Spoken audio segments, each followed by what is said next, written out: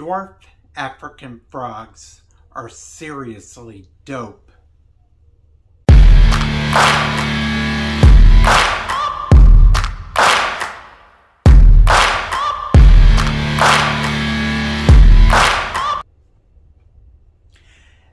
Hello folks, I thought I would do a show on African dwarf frogs today. I've been wanting to do a species profile on this little aquatic animal for quite some time, but I thought I would wait and get some more experience before I decided to put out a video on these little aquatic pets. So, I do have to tell you a little story. Back when I was a little kid, I used to catch frogs and put them in buckets. It was my favorite thing to talk about. I loved frogs, and that's what I always remember as a kid. And that is one of the things that wanted to make me get them to this day. Is I remember growing up and catching them as a kid. So, with that, why don't we go down and take a look at these wonderful little amphibians, so let me tell you more about them. Okay folks, here's my dwarf African frogs. I have been wanting to show these to you for quite some time now, and finally got a chance. So they only get about 2.5 inches long, and I think the 2.5 inches probably is with their appendages expanded. They really are a small frog. Here is a female here.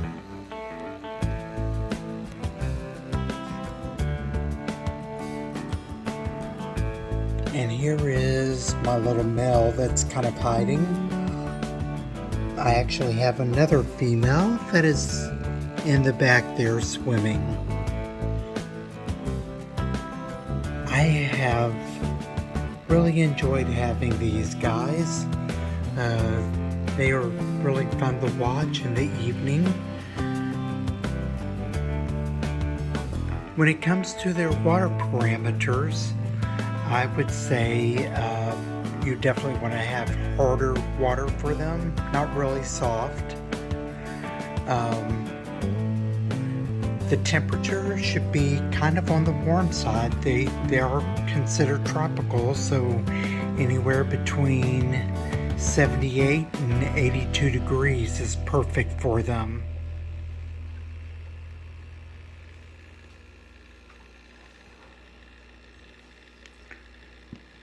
Now, when it comes to stocking for frogs, you can start out with one frog in a 2-gallon aquarium, and then you can go an additional frog for every 2 gallons. I would say is the best way to do it. I have heard some say that you can do one additional frog for every gallon.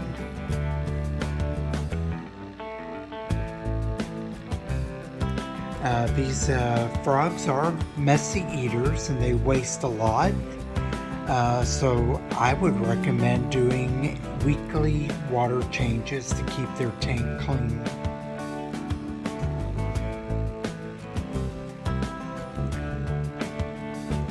Now these frogs come from shallow streams in Africa, in the Congo River. And so my suggestion when it comes to a tank is definitely keep it on the shorter side.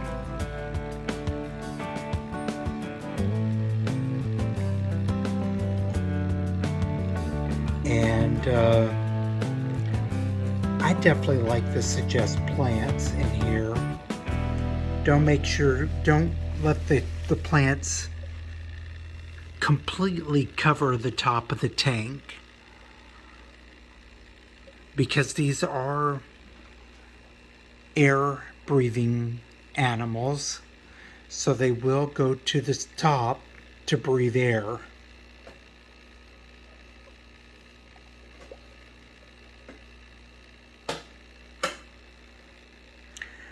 When it comes to feeding, there's a wide variety of foods that you can actually feed them. I've heard some people say that they feed theirs with some kind of flake food. I don't really use flake food with mine. You can feed them like tropical pellets. Bug bites are a really good choice. And then there's other options, like what I feed mine. I give mine black worms, and I give mine mysis shrimp, which is what you see here. And I also give them beef heart. When they're really small, you want to keep them fed daily. I would say feed them small meals every day. And then when they get bigger, I feed mine just 3 times a week.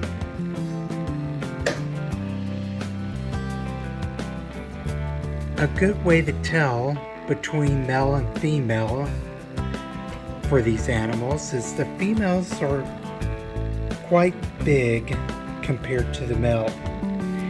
And the male, if you check out under his arm here, you will see a little cyst. The females do not have that little bump there.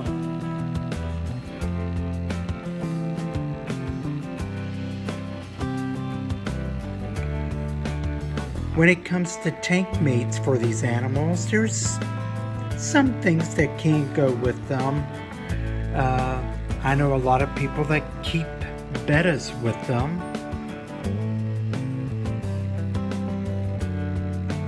White cloud minnows might be a good choice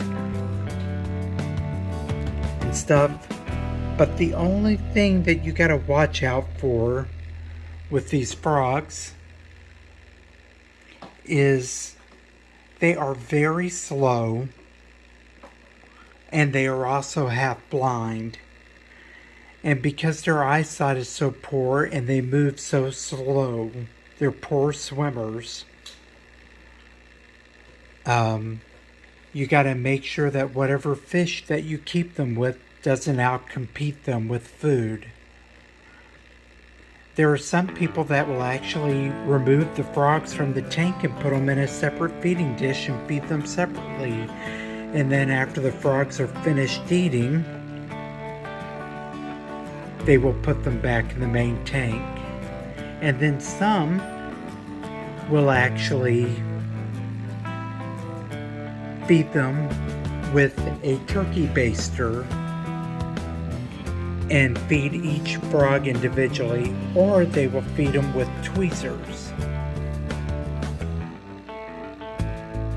Another good tank mate, in my opinion, with these frogs are mystery snails. Now, it is said that mystery snails are a bad tank mate to keep with African dwarf frogs because they can close their trap door on the frog and cut off their limbs. I have had mystery snails in with these frogs for quite a long time, and from what I can see, the frogs still have all of their appendages and everything quite fine. And folks, let me tell you, mystery snails are not going to chase after frogs so they can close their trap door on them.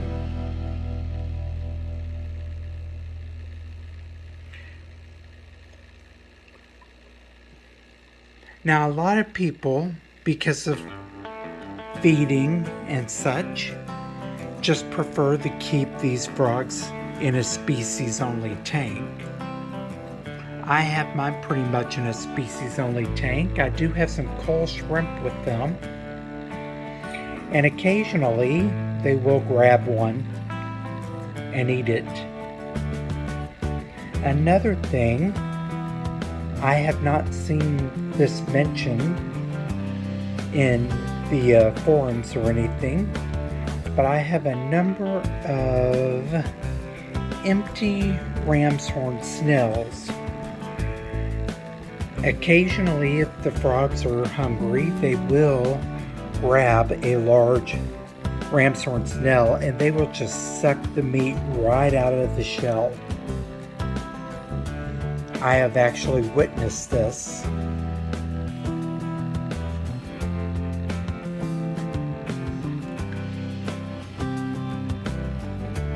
Now, when it comes to breeding, what will happen is the male will sing at night.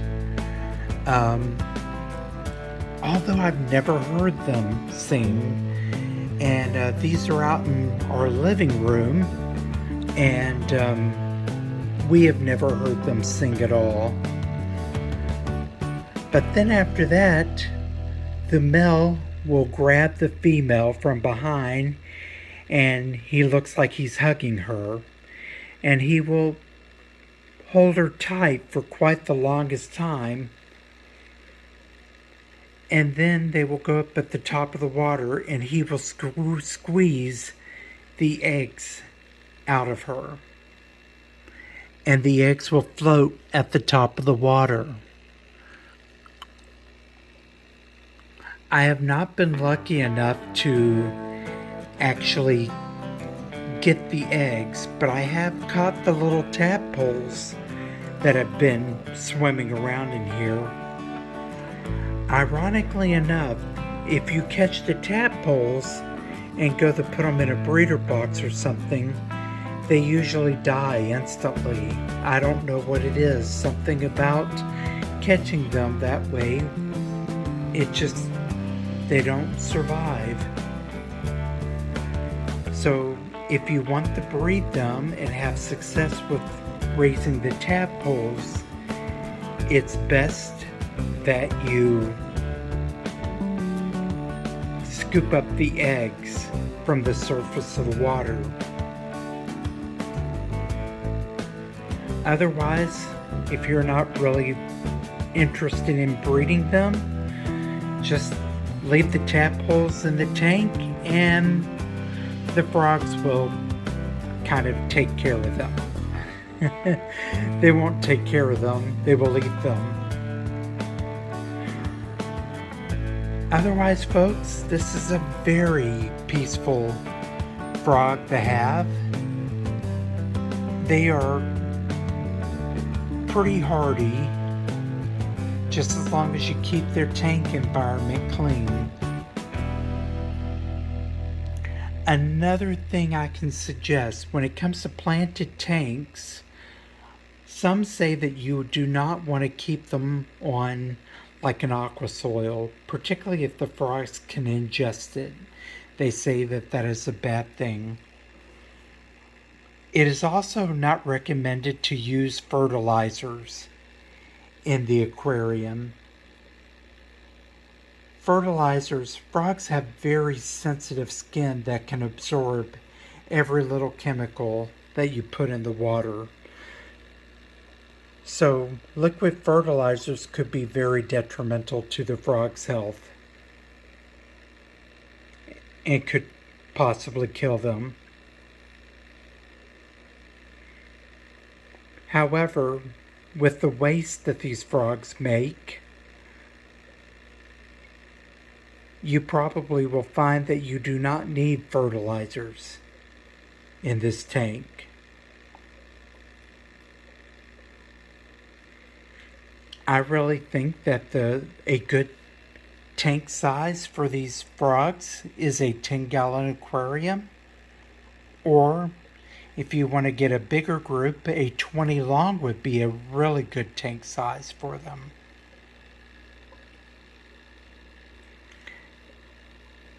I hope you have enjoyed this video today. Take care of your pets and your family. And I will talk with you again soon. Bye.